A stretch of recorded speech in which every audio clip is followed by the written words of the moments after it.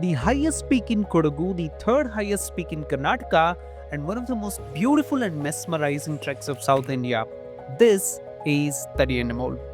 It sits at 1748 meters deep inside the Brahmagiri Wildlife Sanctuary and offers some of the most breathtaking views. Fog covered ridges, rolling grasslands, and streams cutting through Shola forest. I did this trek on a weekend in one single day, guided by just a dog. In this video, I'll tell you exactly how to get there, what to pack, what the trail actually looks like, and everything you need to know before you go. To do this trek, the first thing you need to do is sort out your forest permit. Tadiandamol falls inside the Brahmagiri Wildlife Sanctuary, so you need forest permission to trek. You can register yourself on the Aranya Vihara website under Kodagu district treks, but slots fill up fast and the website isn't always reliable. If you can't get through, there are agencies that already hold permits for fixed dates.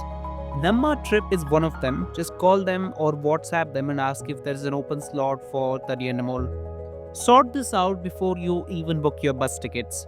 Once that's done, get yourself to Virajpet. That's your entry point. We started on a Friday night from majestic Bangalore. If you want a comfortable night's rest, book a sleeper bus on Redbus or any other website. Government buses are also available, but you won't sleep well. Either way, you're landing in Virajpet around 4 am Saturday morning. When we reached, nothing was open except one Oyo nearby. We hadn't planned for this and they were asking 1000 rupees for just 2 hours. I found it a little expensive, so we took a shower at the KSRTC bus stand bathroom. Needless to say, my friend was not thrilled about this idea. I had to convince him, but once we were done, he was refreshed and he admitted it was totally worth it. From Virajpet, you need to get to Kakavay, which is 25 kilometers away. The private buses to Kakavay have a separate stand, but they pass to the route where the KSRTC stand is. So just wait there and flag one down. 60 rupees per person. If you're driving, it's about 250 kilometers from Bangalore via Mysore, around 5 to 6 hours. We had breakfast in Kakavay at a small cottage hotel, but options are very thin here. Eat in Virajpet if you can. And after breakfast from Kakavay, we took an auto rickshaw to Nalknad Palace, the base of the trek. It was somewhere between 250 rupees and 400 rupees. I don't remember the price exactly. But the road from Kakavay to Nalknad is around 5.5 kilometers of steep tarmac through coffee estates. There are no views, so there's no point walking there. So skip it, take the auto and save your legs for what's ahead. Before you begin the trek, it's worth knowing that the name Tadiandamol means largest base in Kodava. Thadi for large, Anda for belonging to, and Mol for hill. And once you're standing at the Nalknad Palace looking up, that name makes a lot of sense. The palace itself is an old Kodava royal landmark and it actually got mapped way back during the British Survey of India. From here, the trail starts through dense Shola forest. Shola forests are these dense, stunted patches of forest that only grow in high altitude valleys of Western Ghats. Squeezed between open grasslands, they are dark, cool, and completely different from the forests you would see at lower elevations. It's a short walk before the trees open up and the real climb begins. Right at the start of the trail, there's a small shop where you can grab some last minute snacks or water. I recommend at least 2 liters of water. And just past this, there's a forest checkpost where you need to register, write down your name, number, ID details before you're allowed in. And remember, there's a cutoff time here. You cannot cross the checkpost after 2:30 p.m. So don't be lazy about your start time. Once you pass the checkpost, the trail goes straight into the Shola forest. It's dense, there's a lot of bird sound, and it feels completely different from the road you just walked. There are coffee estates and pepper plantations along this stretch. Watch your step here though.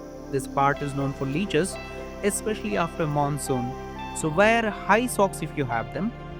Also, Tadiandamol falls within an elephant corridor, so you might see fresh dung on the trail. It's very common, nothing to worry about. And after the forest, the trail opens up completely. The trees end, and you're walking through open grassland with hills on every side. This is also where the clouds start moving in and out, sometimes blocking the view, sometimes clearing just for a few seconds. As we entered this grassland, we met a dog. It looked like a mix of an Indie dog and a black German shepherd. He was guiding a couple ahead of us, but at some point, he just left them and started guiding us instead. He'd walk a few steps ahead, stop, look back to check if we are still following him, and then move on again. He did this the entire way. And from here on, the climb got tougher. Steep sections, slippery patches, but the views the whole way up were honestly unreal.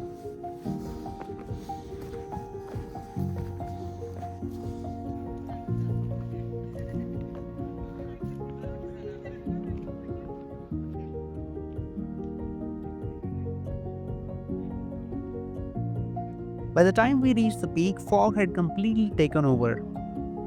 We didn't get the clearest summit view, but what we did see in between the fog clearing for a few seconds was totally worth it. And it wasn't just our dog, there were multiple dogs at the top, each one guiding a different group up the mountain, like they had unofficially adopted this trek as their job. At one point near the peak, if you take a small detour, just a few steps off the main trail, there is a viewpoint barely anyone goes to. My friend was standing right at the edge of it, and when I turned my camera there, this is what I saw.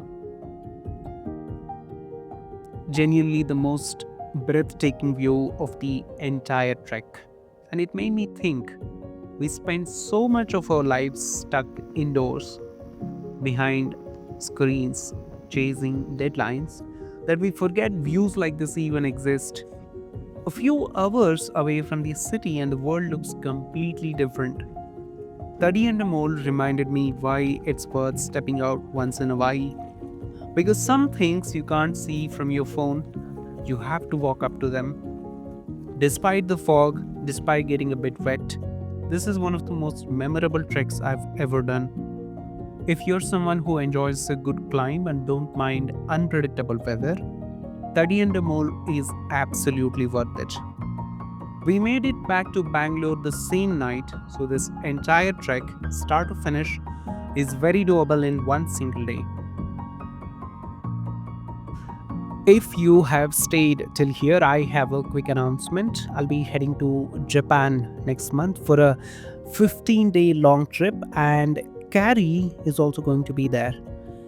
Trust me, it's going to be one hell of a journey, and we'll be posting the entire trip in the form of vlogs here, and you do not want to miss that. So if you enjoyed this video, hit that like button, hit that subscribe button, turn on the notifications, and I'll see you in the next one. Take care.